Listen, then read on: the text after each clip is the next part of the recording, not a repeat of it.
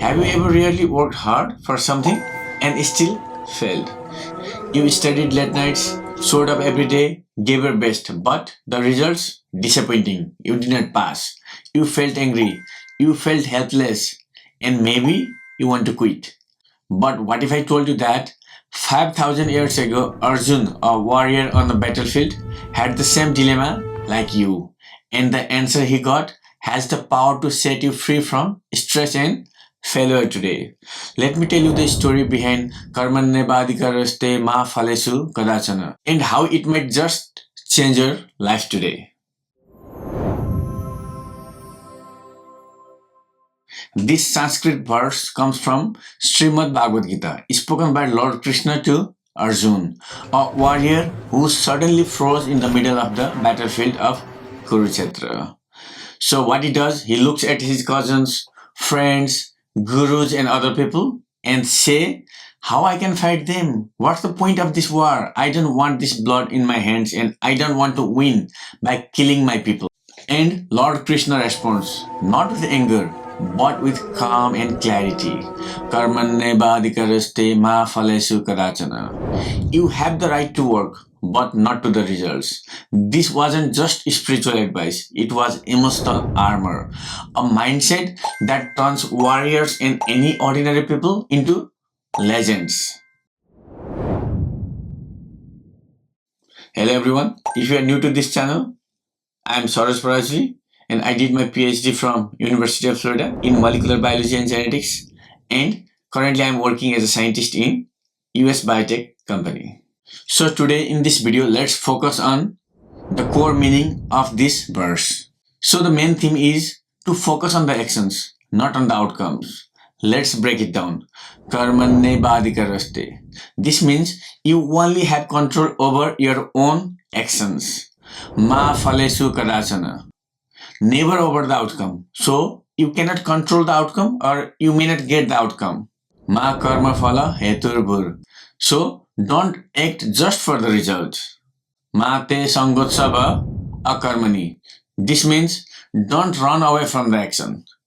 So you should do your action and not focus on the results. So in simple terms, it means do your duty, show up fully, but don't get emotionally attached with the reward because the outcome is never entirely in your hands. Thinking about what's not in your hand will only give you pain and suffering. There is always randomness, there is always some other circumstances, timing and other people involved. But your effort, that's in your hand and that's where your power lies. Just do your actions and don't focus on what you can get.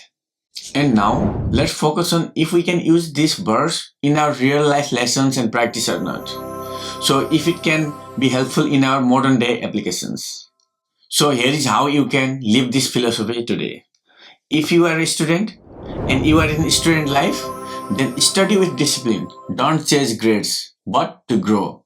And the result is, even if you don't top the exam, you are still getting smarter. And if you are in your fitness journey, you can't control how fast you can lose your weight, but you can control your workout, your meals, and your consistency. Be consistent.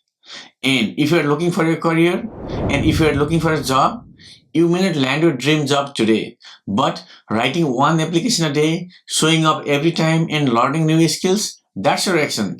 And it may help you get your dream job in future. And if you are a creator or some business person, don't obsess over views, likes and sales. Focus on the craft, focus on the message and focus on the service that you provide. When you let go of the results, you release the pressure, you release that anxiety and the ego you have. And ironically, that's when the success starts coming naturally. And this Sanskrit verse is not only spiritual, it has echoed in some other most popular modern books we have read today. So first I will start with Atomic Habits by James Clear. So the key message here is to focus on the systems, not on the goals. It sounds familiar? That means focus on the habit, not on the outcome. So James Clear teaches that focusing on small, consistent habits and systems rather than focusing on the goals leads to lasting success. And the lesson we learned here is when you concentrate on daily actions and improvements, not on the immediate results, you build unstoppable momentum, just like Gita's emphasis on doing your duty without attaching to the fruit. And let's see if we can use the same philosophy in another book. And the book is The Subtle Art of Not Giving a Fuck by Mark Manson. So, the core idea here is that you don't control what happens, only how you respond. Again, action over outcome. So, here Manson emphasizes controlling your responses and focusing on what truly matters instead of obsessing over uncontrollable external outcomes. And the lesson here is by caring less about what you can't control and focusing on your choices and actions, you practice detachment from the results, mirroring Krishna's advice in the Gita. And let's take example of another book, The One Thing by Gary Keller. This is one of my favorite book. Keller emphasizes the power of focusing on one most important task every day without getting distracted or worrying about all the possible outcomes. So he writes about prioritizing your actions. The one thing that makes your life easier and you successful.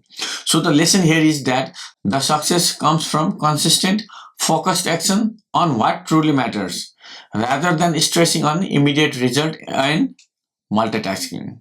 And let's see another book, Drive by Daniel Pink. Pink explains that intrinsic motivation, doing something because it is meaningful or satisfying, leads to better performance than focusing on external reward like money or recognition. And the lesson here is when you engage in a work for its own sake, autonomy, mastery, and purpose, rather than fixing on rewards, you perform better and feel more fulfilled. This aligns perfectly with the verse. It's all Krishna's teaching in modern language. So, the next time you feel tired, frustrated, or burnt out by a lack of results, remember this. Karmanye Vadhikaraste Phaleshu Kadachana. You have the power over effort, not the outcome. Your job is the input. The universe takes care of the output. And when you truly live that truth, you become free. Free to act, free to grow, and free to try again. Now tell me in the comments where in your life you can apply this ancient wisdom today. And if this video gave you clarity, like, share and subscribe. Because the effort to spread this wisdom, that's in your hand. The rest, I leave it to the universe. Jai Shri Krishna. See you in the next one.